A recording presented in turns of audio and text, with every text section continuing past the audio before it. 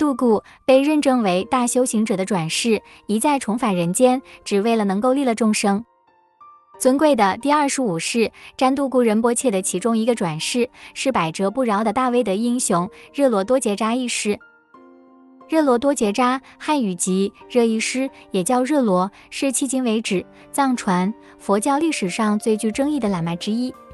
然而他被广泛认为是真正的传承喇嘛，特别是大威德金刚和十轮金刚密续。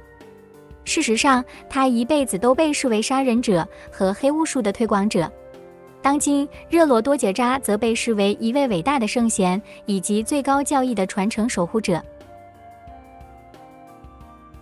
热罗多杰扎因将大威德金刚密续法门推广到西藏而闻名。大威德金刚修持法属于殊胜的无上瑜伽部，它被认为是独一无二的，因为它的金刚9头之首为牛头，其牛头部最上方为文殊菩萨，代表它是文殊菩萨的愤怒身。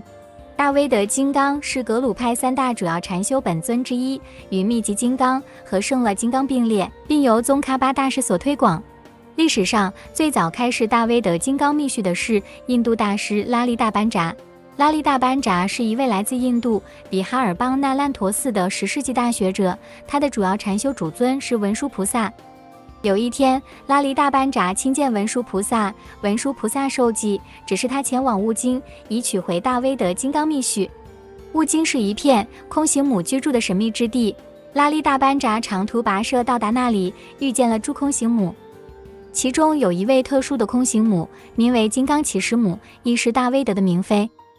最终，他们向他展示了整个大威德金刚密续。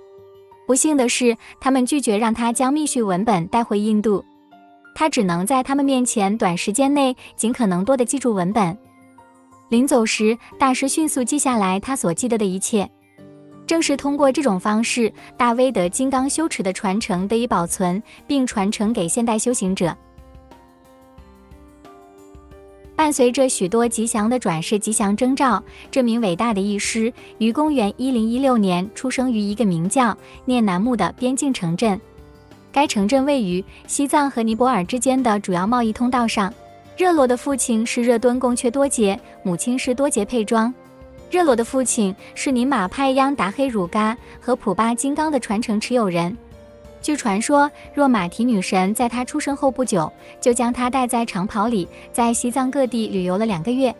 他还预言，热罗会从遥远的西藏西部阿里以及中部的卫藏、安多和康区聚集弟子。当热罗6岁的时候，他的父亲教他读书，他学得相对轻松。从那时起，他看书背诵经文的速度很快。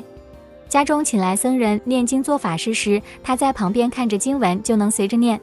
在热罗7岁时，为了他的初步佛法学习，他的父亲从欧巴隆请来，称作堆下杰布和娘香曲2位高僧到家中讲经说法。然而他却能轻易背诵一切所学，并将之清楚地讲解给老师，这令每个人都感到十分惊讶。